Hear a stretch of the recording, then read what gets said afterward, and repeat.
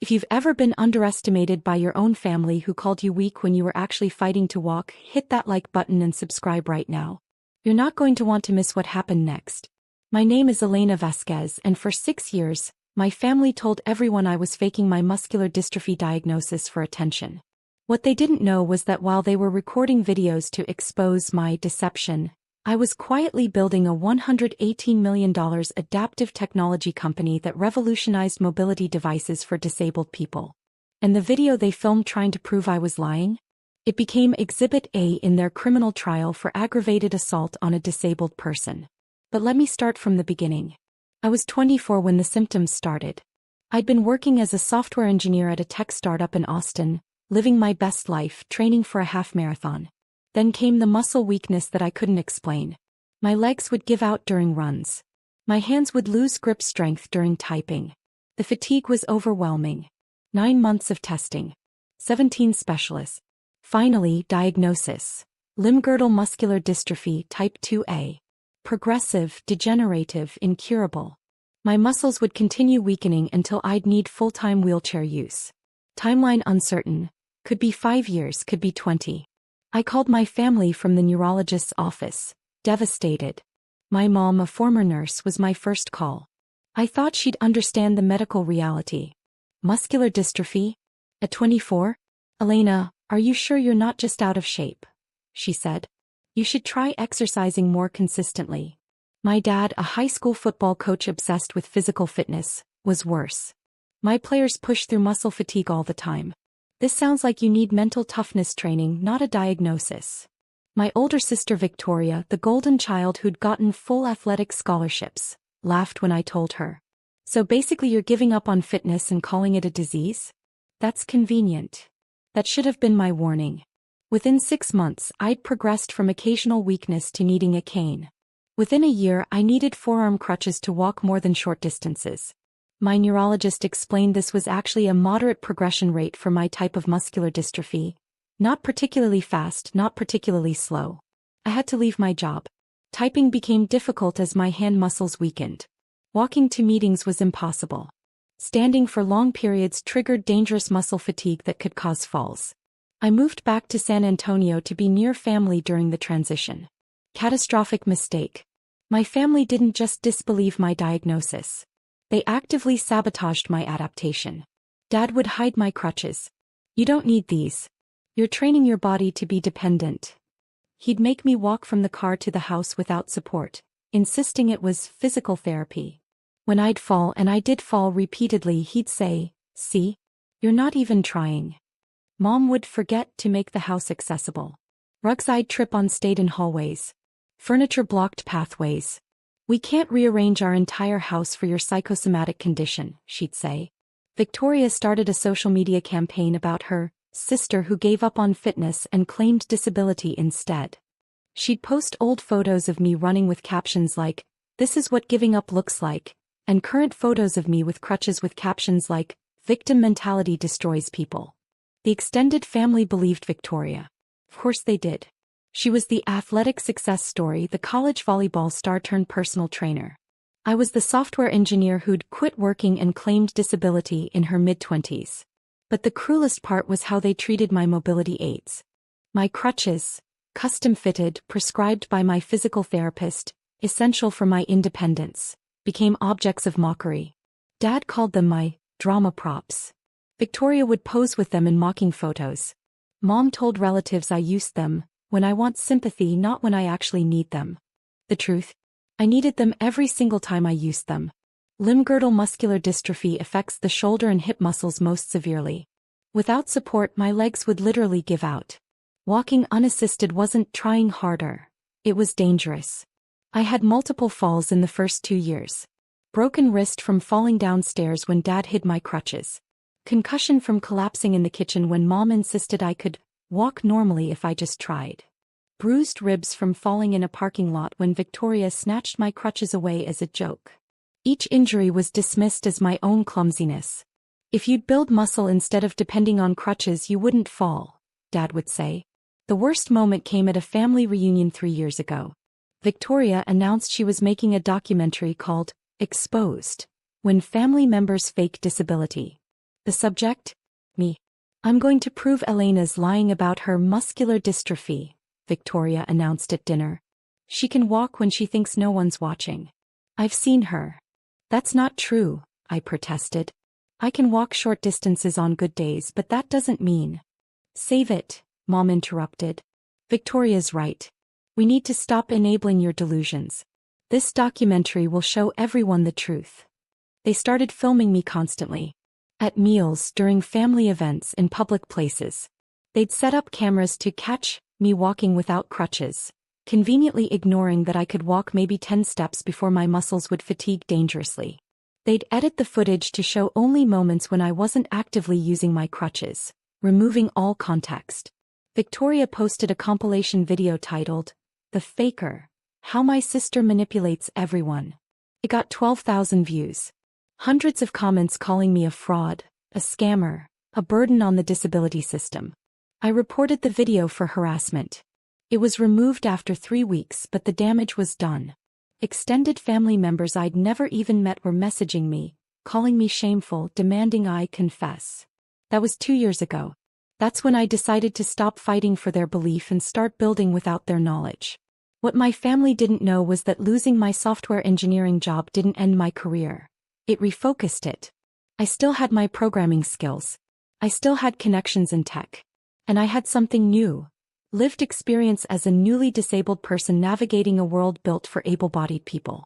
I started noticing problems everywhere. Mobility aids were ugly, expensive, poorly designed. Wheelchairs looked like medical equipment, not personal devices. Adaptive technology was either prohibitively costly or barely functional. I could solve these problems. I started designing adaptive technology from my bedroom. Custom CD software for modified mobility devices, 3D printable components for affordable adaptive equipment, smartphone apps that help disabled users navigate inaccessible spaces. I built a prototype-powered wheelchair controller that cost $200 instead of $2,000. I designed forearm crutches with built-in shock absorption and ergonomic grips. I created a navigation app that crowdsourced accessibility information. I launched a Kickstarter campaign for the wheelchair controller. It funded in 18 hours, raising $340,000. That's when I knew I had something bigger than a side project. I founded Adaptive Access Technologies with a mission: make disability adaptive equipment affordable, functional, and beautiful. We designed mobility aids that people wanted to use, not just needed to use. Within 6 months, I had 5 employees, 4 of whom were disabled. Within a year, we had contracts with 3 major medical equipment suppliers. Within 18 months, we'd sold 12,000 units of various adaptive devices. My signature product was the Modu Chair, a modular wheelchair system where users could customize everything from color to control mechanisms to seating options. It looked like premium tech, not medical equipment. It cost $1,800 instead of the $8,000 plus standard for comparable wheelchairs. The disability community embraced us immediately. We understood their needs because we lived them. I'd design products while using my own crutches, while experiencing my own progression, while fighting my own accessibility battles. Within 2 years, Adaptive Access Technologies was valued at $118 million. We had 42 employees and distribution in 18 countries. I personally made $250,000 annually plus stock options. I bought an accessible home, wide doorways, roll-in shower, lowered counters, ramps instead of stairs. On days when my crutches were enough, I'd walk. On days when they weren't, I'd use my own Modu chair. Both were valid ways to exist in my space. I also connected with Dr. James Morrison, a neuromuscular specialist who'd been researching muscular dystrophy for 20 years. He'd seen Victoria's documentary video when a colleague sent it asking if it was legitimate medical evidence. That video shows medical abuse, Dr. Morrison told me when he tracked me down through disability advocacy networks. Your family is filming what they think is evidence of malingering. What they're actually documenting is a textbook case of disability progression and family-induced trauma. He offered to testify if I ever pursued legal action. He also started documenting my case. Genetic testing confirming my diagnosis, EMG results showing progressive muscle deterioration, physical therapy notes documenting my falls and injuries. Elena, what your family is doing is dangerous, Dr. Morrison said during one appointment. Forcing someone with limb-girdle muscular dystrophy to walk without support isn't tough love. It's reckless endangerment. Falls can cause serious injuries. Overexertion can accelerate muscle damage. They think they're helping, I said weakly. They're assaulting you, he corrected. And they're filming it. If they ever cross the line from neglect to active harm, you'll have evidence. So will I. I kept building my company, kept succeeding despite my family's sabotage, and kept all of it secret. Why? Because I needed to know if they'd love me without money. If they'd believe my diagnosis even when I wasn't successful. If they'd support me when they thought I had nothing. I already knew the answer. But I wanted them to prove it one final time. The Thanksgiving that changed everything was Mom's idea. A final family gathering before we stop enabling Elena's victim behavior, she announced in the family group chat. The invitation came with rules. Elena will not bring mobility aids. This is a crutch-free holiday. We need to see her walk normally or admit she's faking. I almost didn't go. But my lawyer, Patricia Gomez, convinced me otherwise. Elena, I've been reviewing the videos Victoria posted, Patricia said during our consultation 2 weeks before Thanksgiving. She deleted most of them after your reports, but I've archived everything. These videos show your family members physically forcing you to walk without prescribed medical devices, mocking your falls and documenting your injuries while laughing. She showed me the compilations she'd made. They were horrifying to watch objectively. In one clip, Dad yanked my crutches away, I fell hard and Victoria kept filming while laughing. In another, Mom demanded I walk across the room normally. I collapsed halfway and Dad said, "Stop being so dramatic." This is criminal assault and battery, Patricia continued. But juries need clear, undeniable evidence. If they try something similar at Thanksgiving and we can get them to film it themselves, we'll have everything we need. You want me to let them hurt me? I asked. I want you to document them hurting you one final time with their own cameras so we can stop them from hurting anyone else, Patricia corrected. Dr. Morrison has agreed to be present at a nearby location. I'll have Officer Davidson on standby. She specializes in disability abuse cases. If they assault you, we'll have immediate response and irrefutable evidence. I agreed. But I also prepared. I wore a hidden body camera, legal in Texas with single-party consent. I had my phone set to record audio. I'd gotten a medical examination from Dr. Morrison 2 days before Thanksgiving, documenting my current muscle strength and mobility level, so any injuries could be immediately attributed to the holiday incident. Thanksgiving was at my parents' house in San Antonio. 40 people, extended family, family friends, Dad's coaching colleagues, Mom's former nursing coworkers. I arrived with my crutches. Dad met me at the door. "You're not bringing those inside," he said flatly. "I need them. My diagnosis." "Your fake diagnosis," he interrupted. "Leave them in the car or don't come in. I can't walk safely without support." "Then I guess you can't come to Thanksgiving." He started closing the door. I made a decision. I left my crutches in the car. I'd walk the short distance inside, then sit for most of the event. It would be painful and dangerous, but I could manage briefly. Wrong decision. The moment I entered the house, Mom announced her plan. "Everyone, Elena has agreed to spend today without her props. We're going to see if her disability is real or psychosomatic." Victoria was filming. "Of course. Today is about exposure," Victoria announced to the room. "I've been documenting Elena's fake disability for 3 years. Today we're going to get the definitive proof." I sat down immediately, my leg muscles already trembling from the walk inside. Uncle Marco, Dad's brother and a physical therapist, approached me. "Elena, your mom says you can walk fine when you want to. Is that true?" "No. I have limb-girdle muscular dystrophy. I can walk very short distances, but my hip and shoulder muscles are progressively weakening." "Stand up," Dad ordered. I just walked inside. "I need to rest." "Stand up," he repeated loudly. The room went quiet. I stood unsteadily. My legs were already shaking. "Tao, walk to the kitchen," Mom said. "No support. Show everyone you've been lying." "I can't safely walk that far without." Dad grabbed my arm roughly, pulling me upright. "You're going to walk or you're going to admit you're faking." Victoria's camera was running, capturing everything. "Drop a comment and let me know where you're watching from tonight." "Walk," Mom commanded. I took 3 steps. My right leg gave out. I started falling. Dad caught me but not gently, he shoved me back upright. Stop being dramatic. Walk. I took 4 more steps. My legs were trembling violently now, muscles failing. She's faking the shaking, Victoria narrated for her camera. Watch, she's going to pretend to fall. I wasn't pretending. My muscles were literally failing. This is what limb-girdle muscular dystrophy does. The muscles stop responding, stop supporting weight, stop functioning. I collapsed completely. I hit the hardwood floor hard.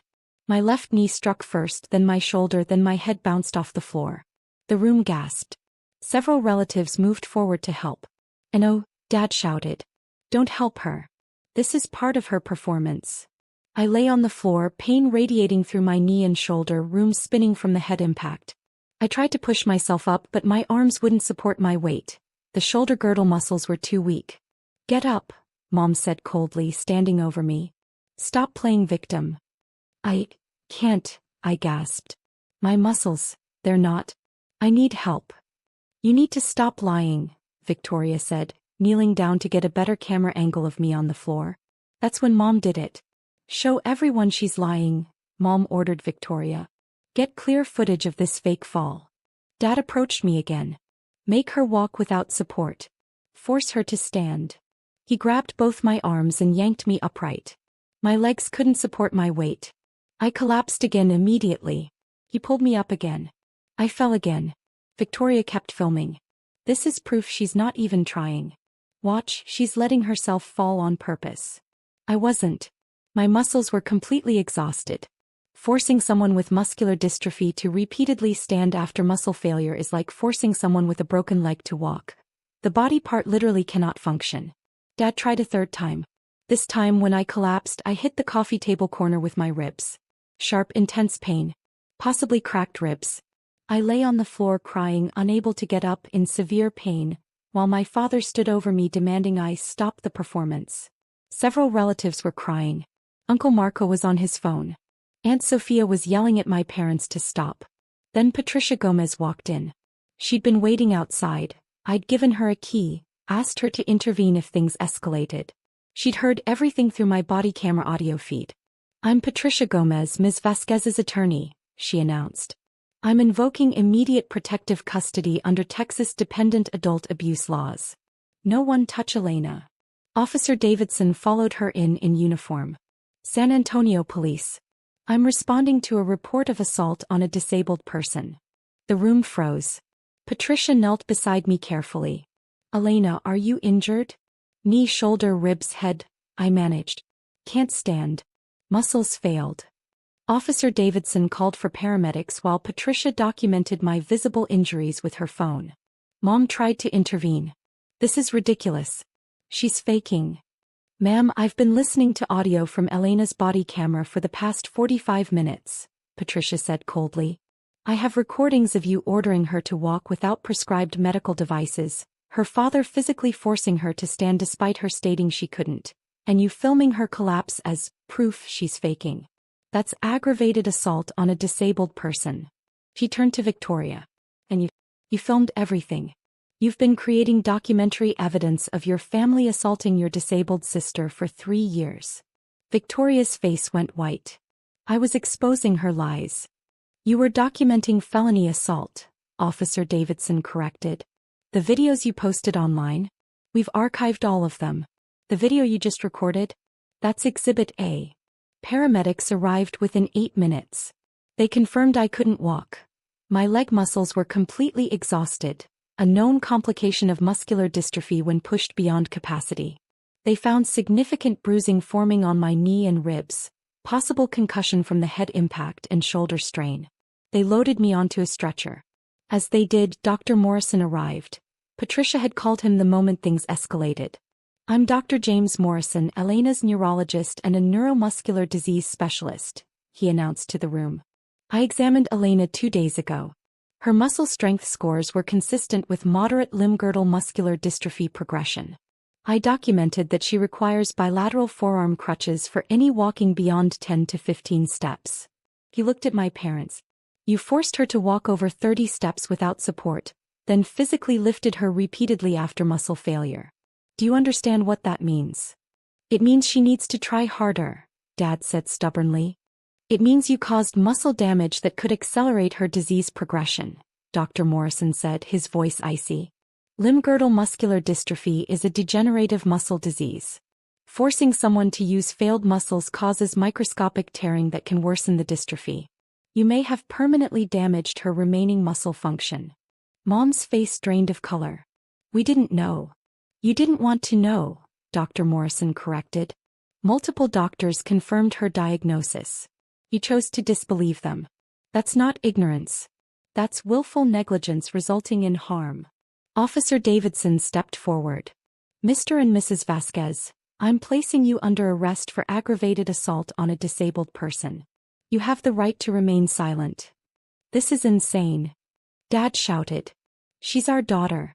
We were trying to help her. You were assaulting her, Officer Davidson corrected. And you filmed it yourselves. Victoria Vasquez, I'm also arresting you for assault. You physically participated in forcing your sister to walk beyond her capacity, and you documented the assault for distribution. As they were handcuffed, Patricia pulled out her tablet. Before they're transported, there's something else you all need to know, Patricia announced to the room. While you've been calling Elena a faker and a burden, she's been building something extraordinary. She turned the tablet to show the screen, Adaptive Access Technologies website, featuring my photo and title, Elena Vasquez, founder and CEO. Hit that subscribe button if you've ever had to prove your disability was real to people who should have believed you, because what happened next changed everything. Uncle Marco gasped. That's the company that made my clinic's new adaptive equipment. The ModuChair system. Elena founded it, Patricia continued. Adaptive Access Technologies is valued at $118 million. Elena's personal net worth is approximately $4.2 million. She's revolutionized affordable adaptive technology while managing the exact condition you claimed was fake. She pulled up another screen. But here's what you really need to see. Elena didn't just build a company while you abused her. She also paid for your mortgage. She looked at my parents. Remember when you almost lost the house to foreclosure 2 years ago? The anonymous investor who bought 60% of the mortgage and restructured your payments. Dad's eyes widened. That was Elena. She saved your home while you were filming videos to prove she was faking disability. You've been living in a house she owns majority stake in while forcing her to walk without medical devices and filming her falls. Patricia pulled out a folder. I have documentation of every assault. 23 videos Victoria posted online showing Elena falling, being mocked, being physically forced to walk. 14 documented injuries requiring medical treatment. 8 instances of Victoria or your parents taking Elena's crutches as motivation. 3 previous falls requiring ER visits. She turned to the assembled relatives. All of this was filmed by the family as proof Elena was faking. All of it is actually proof of systematic abuse of a disabled person. Every video is evidence. Every fall they laughed at was assault they documented. Victoria started crying. I thought I was helping expose a liar. You were documenting felony abuse, Patricia said flatly. And you were doing it for social media attention while your sister was building a multimillion-dollar company that helps disabled people worldwide. Patricia pulled out more documents. The Texas Penal Code is very clear. Aggravated assault on a disabled person carries a sentence of 2 to 20 years. Causing bodily injury while knowing the victim has a disability? That's a second-degree felony. She looked at the police officer. We have body camera footage from today. We have 3 years of their own video evidence. We have medical documentation of progressive injury. We have Dr. Morrison's expert testimony. This case is beyond solid, it's gift-wrapped. Officer Davidson nodded. The DA is going to love this.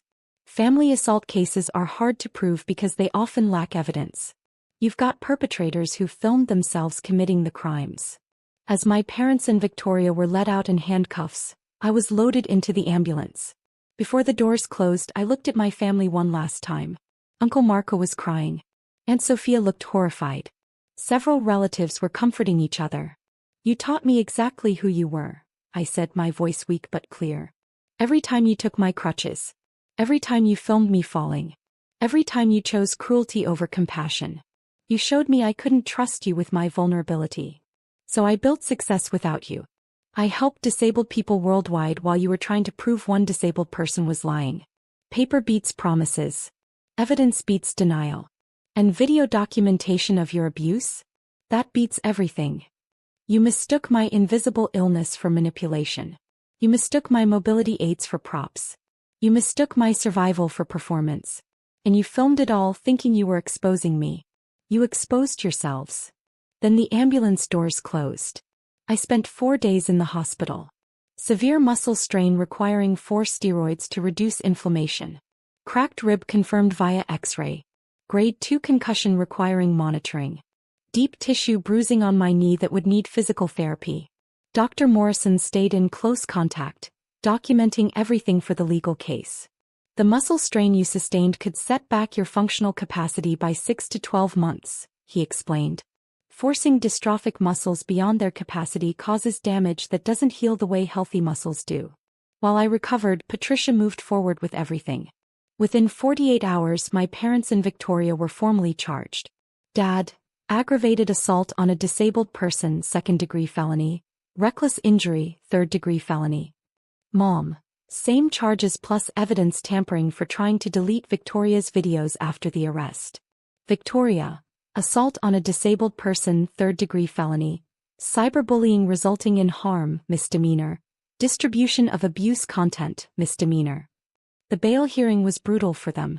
The judge reviewed the body camera footage from Thanksgiving. He watched me collapse 3 times, watched my father forcibly lift me, watched me hit the coffee table. This is one of the clearest cases of disability abuse I've seen, the judge stated.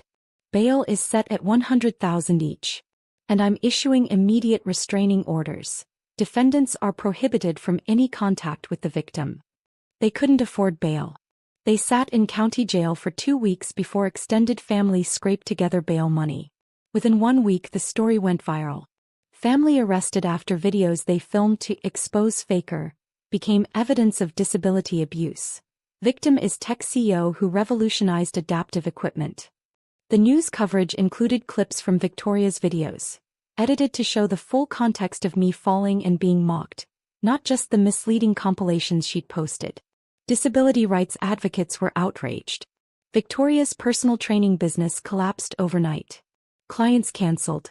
The gym where she worked terminated her contract. Her social media accounts were flooded with thousands of comments condemning her abuse. Dad was fired from his coaching position. The school district released a statement. We cannot employ someone convicted of assaulting a disabled person. This behavior violates every value we teach our students. Mom lost her nursing license. The state board ruled that a former nurse who medically abused a disabled family member posed a risk to patients. Within 2 weeks, their house, the house I'd saved from foreclosure, was put up for emergency sale.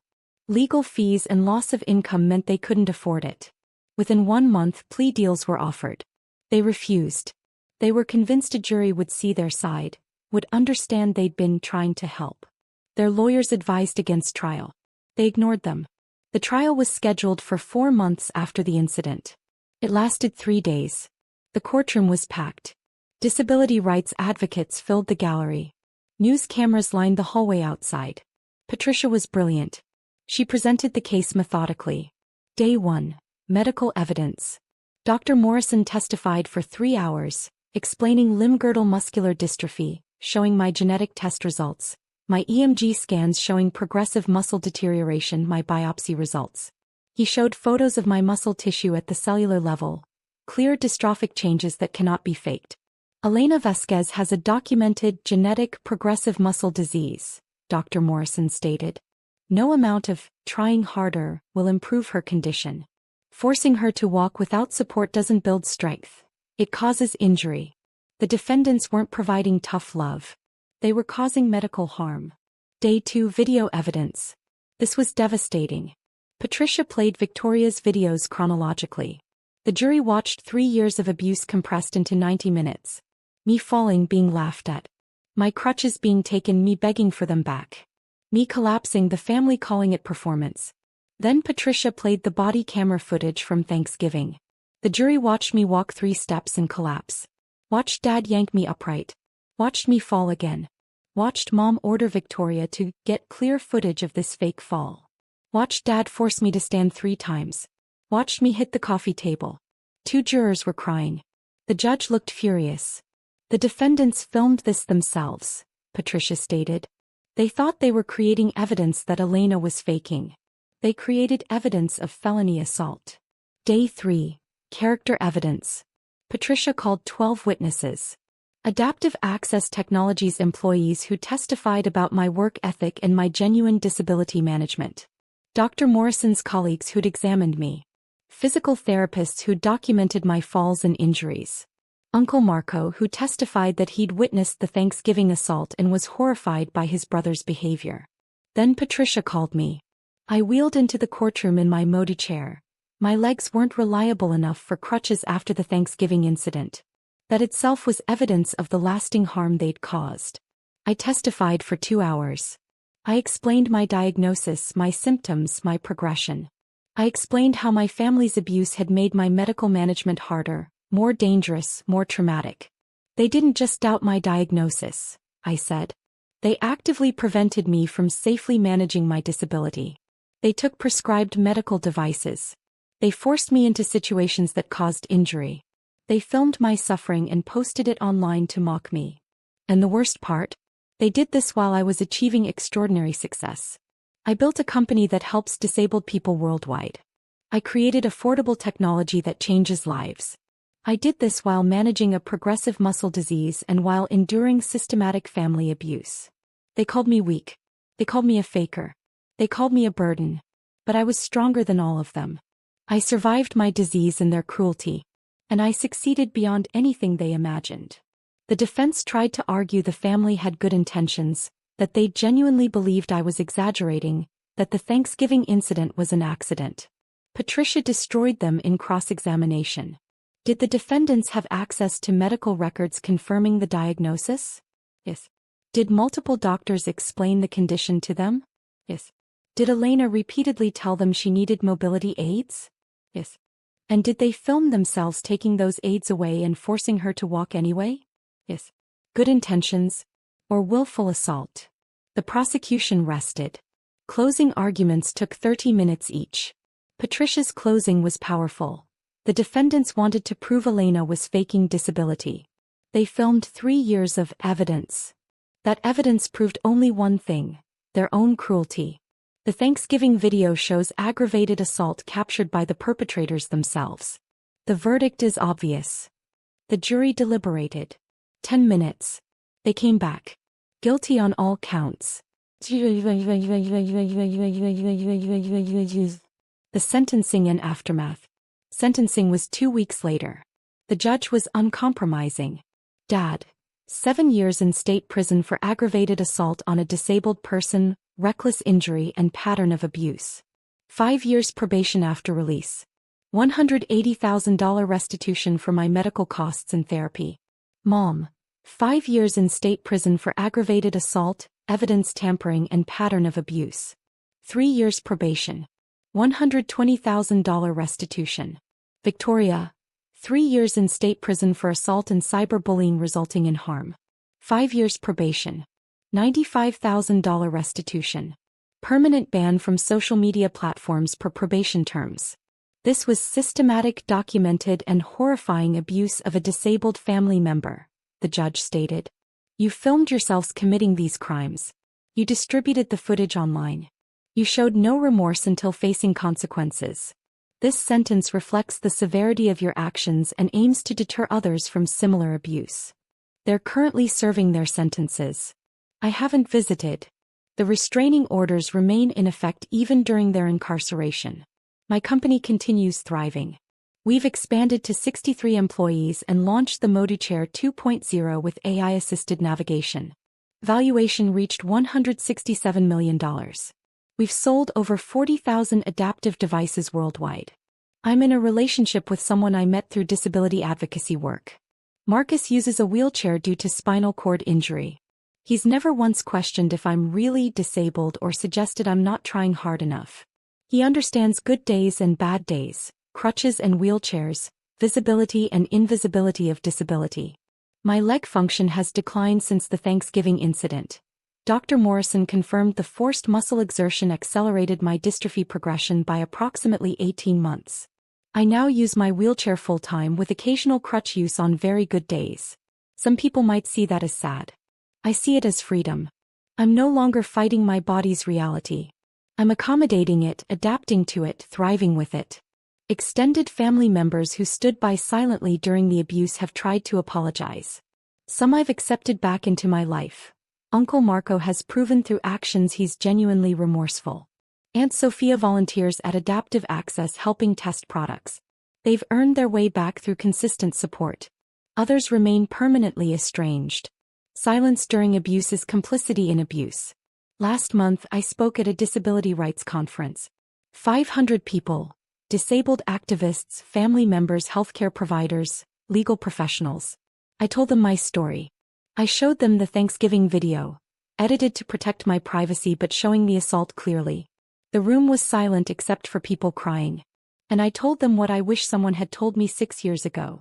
Your disability is real even when family denies it. Your mobility aids aren't props, they're medical devices. And anyone who takes them, who mocks them, who forces you to function without them isn't helping you. They're assaulting you. Document everything. Record everything. Because sometimes the only way to prove abuse is to let abusers document themselves. Build your life anyway. Build your success anyway. Build your accommodations anyway. And when they realize they were wrong, you don't have to forgive them. You don't have to give them access. You just have to keep existing in whatever form existence takes for you. The standing ovation was mixed. Some stood, some stayed seated, some raised their mobility aids. A room full of people who understood that participation looks different for everyone. That's my family now. As for my biological family, they're in prison.